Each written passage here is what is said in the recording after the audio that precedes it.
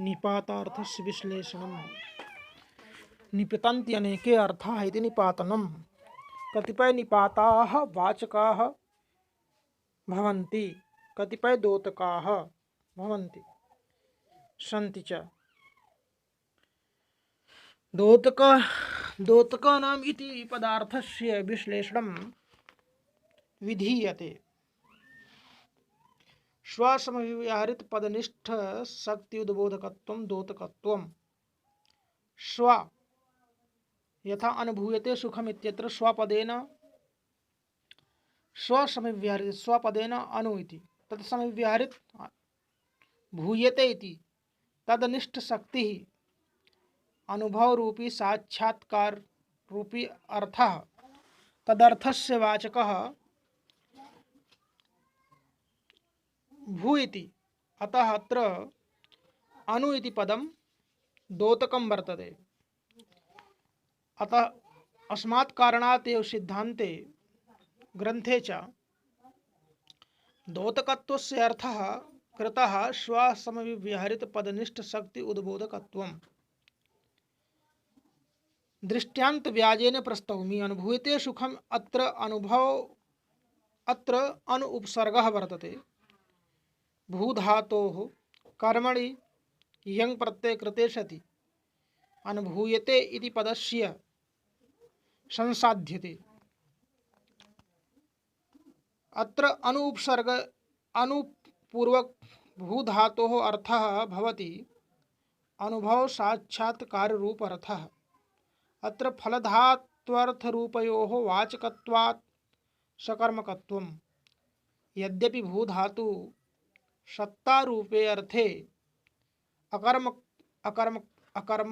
अकर्मकत्वं विद्यते, परञ्च अनुभव साक्षात्कार रूप अर्थे भूधातोः सकर्मकत्वम् आयाति। कर्मसंज्ञा कर्मत्वं कर्मसंज्ञाकार्थ अन्वयिकत्वं सकर्मकत्वं।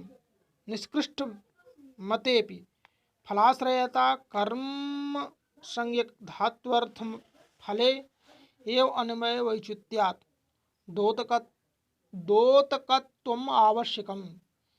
क्वचित् क्रिया विशेषापेक्षिकत्वं द्योतकत्वम्।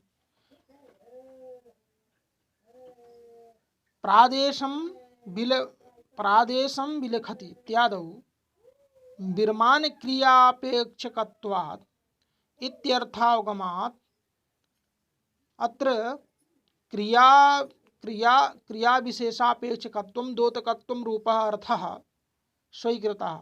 अतएव अतशब्दानुशासनम् इत्यस्मिन् पदे अनुशासनं शब्दानाम् अनुशासनं शब्दानुशासनम् अनुपसर्गपूर्वक शास अनुशिष्टौ धातोः ल्युट् प्रत्यये कृते सति अनुशासनं पदस्य सिद्धिर्भवति। अत्रापि अनुशासनम् अथ शब्दानाम् अनुशासनम् इति शब्दानां प्रारंभवाचकः।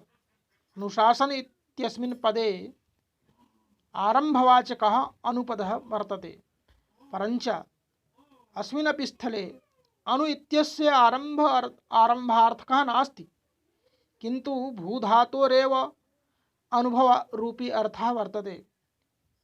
अतः शब्दानाम् अनुशासनम् इत्यत्र यः अनुशासनं पदमस्ति तत्रापि अनुशासन इत्यत्र यः शासनशिष्टो धातुरस्ति तस्यापि अनुभव रूप अर्थकः अनुभव प्रारंभ रूप अर्थकः तत्र कैयट ग्रंथे स्पष्टं भवति। सोऽपि ग्रन्थः संगच्छते। कैयटः शब्दानाम् अनुशासनम् इत्यस्य अनुशासनपदस्य आरम्भार्थकः स्वीकृतः। यदि अत्र द्योतकत्वम् अनु इत्यस्य न यदि भूधातोः अर्थः न स्वीक्रियते, अनु इति द्योतकत्वं न स्वीक्रियते, तदा आरंभार्थकः अनु एव वर्तते। भूधातोर आरंभार्थकः न कर्तुं शक्यते। परंच कैयटः स्वग्रंथे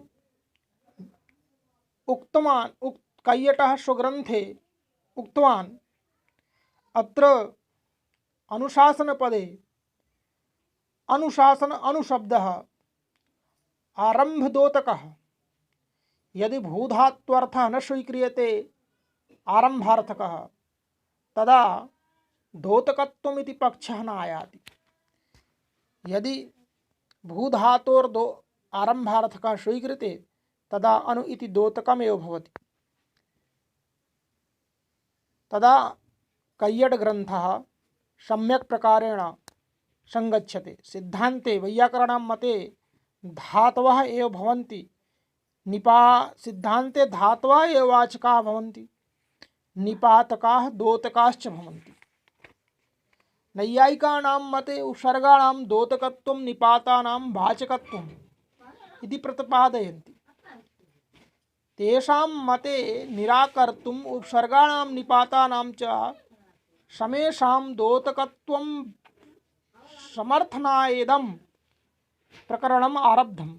यद्रिदं तत्रिदं बोध्यम् अनुभूयते सुखं प्रजापतिः साक्षात् क्रियते गुरुः इत्यादौ प्रतीति अनुभव आश्रय उत्कृष्ट जप साक्षात्काराद्यर्थ निरूपितः शक्तिः उपसर्गे धातौ च विद्यते। उपसर्ग विशिष्ट धातौ वेति उपसर्गवाचकः इति एकः पक्षः, उपसर्ग विशिष्ट धातु वाचकः इति अपरः पक्षः। उपसर्ग विशिष्टः उपसर्गवाचकः इति एकः पक्षः, उपसर्ग धातुः वाचकः इति अपरः पक्षः, उपसर्ग विशिष्ट धातुः वाचकः इति तृतीयः पक्षः। आद्यर्थः अपि कर्तुं न शक्यते। अनुभवादिरूप अर्थस्य उपसर्गार्थकत्वे तस्य प्रकृत्यार्थकत्वेन तस्यार्थस्य नन्वयापत्तेः प्रत्ययानां प्रकृत्यर्थस्योपसर्गार्थत्वेपि प्रत्ययानां प्रकृत्यर्थान्वितार्थबोधकत्वात् नन्वयापत्ते इति सिद्धान्तः। द्वितीयमपि अर्थः न कर्तुं शक्यते, तृतीयमपि अर्थः न कर्तुं शक्यते। अतः तत्र नैयायिकानां मते प्रपर अप इति त्रयः उपसर्गात् अतिरिक्तं ये उपसर्गाः सन्ति ते दोतकाः वाचकाः उभयः भवन्ति। परञ्च प्रपर इति तु दोतकः एव, अतः अनुः इति दोतकमपि वर्तते वाचकमपि वर्तते।